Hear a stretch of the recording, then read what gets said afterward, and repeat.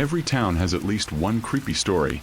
You know, one of those urban legends that nobody can prove, but people swear actually happened.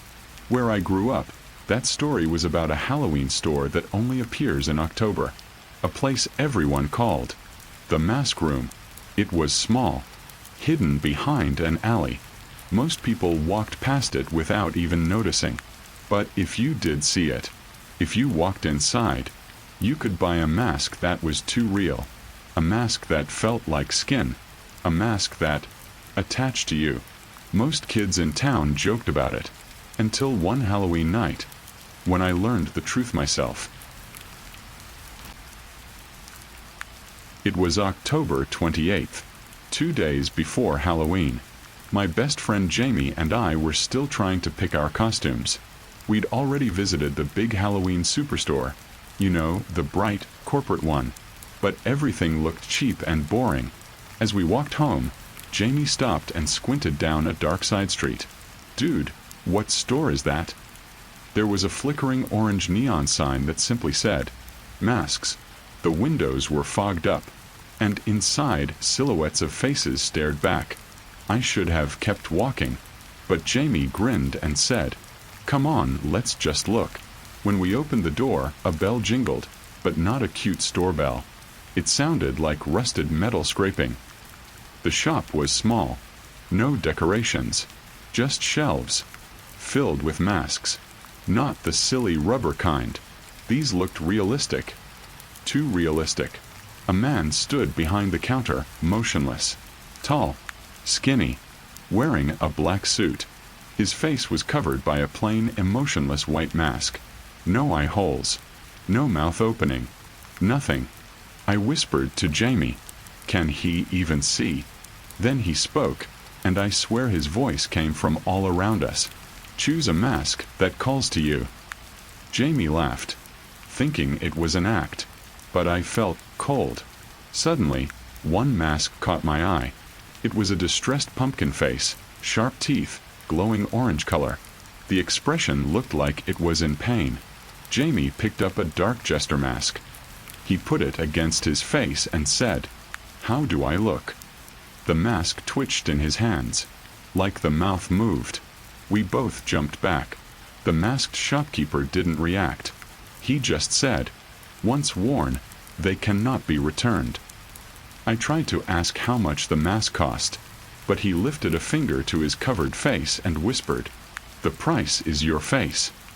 Jamie snorted. "Okay, dude, cool effects." I immediately put the pumpkin mask back. Something about it felt wrong, but Jamie slapped some cash on the counter and said, "We'll take this one." The shopkeeper turned his head toward me. "It's not for you." He pointed at Jamie. Then his head tilted sharply, like a puppet whose string had been yanked. Jamie kept joking the whole way. "That guy needs therapy." But I couldn't shake the feeling we were being watched. Streetlights flickered as we passed.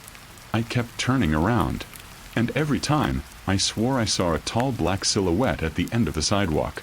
We reached Jamie's house, and he held the jester mask up, admiring it. "Dude, I wanna try it on." "Wait till Halloween," I told him. "Nah, just for a second." He slipped the mask over his face.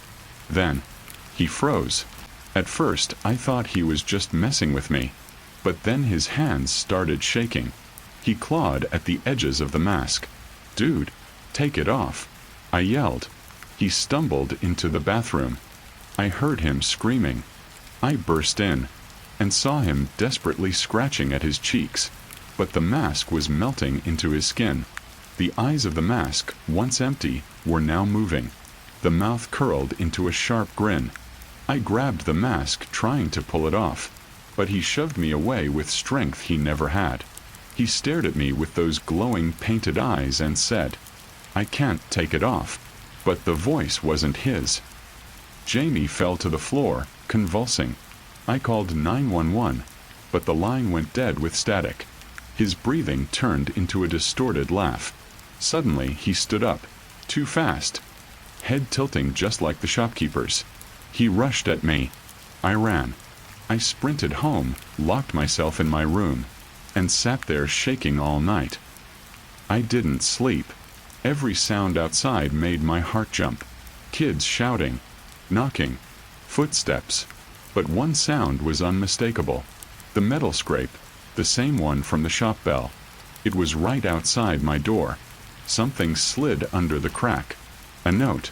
I slowly picked it up. 5 words. "Your mask is calling you." I dropped it instantly. Then I heard tap, tap, tap on my bedroom window. I forced myself to look. Jamie, still wearing that jester mask, or rather becoming it. His teeth were too sharp now. His skin looked like painted leather. He tapped again and said, "It hurts. I need your face too." I ran.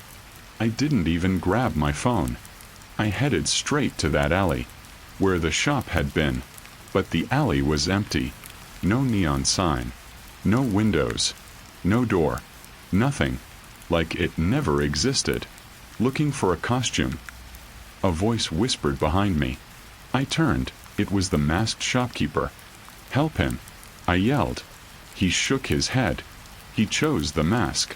Now the mask chooses him. I grabbed his arm, but he didn't feel human. More like a mannequin. He leaned close and whispered, "Your turn is next." That evening, as I tried to barricade my door, someone began laughing outside.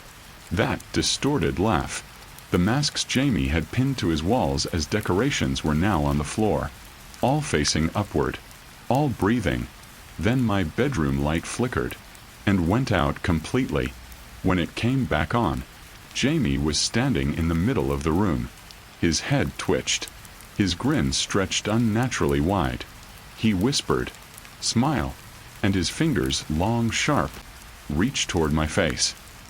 I don't remember the struggle, just pain, burning, darkness. When I woke up, I was standing behind a counter, wearing a plain white mask. I couldn't move my face. I couldn't scream. Customers walk in, drawn to masks that stare back. I want to warn them, beg them not to pick one up, but I can't, because the mask is wearing me. And every Halloween, the shop comes back, and I wait behind the counter until someone chooses a mask that calls to them, and the cycle continues. So if you ever find a Halloween store that doesn't show up on Google, don't go inside. And whatever you do, don't wear that mask.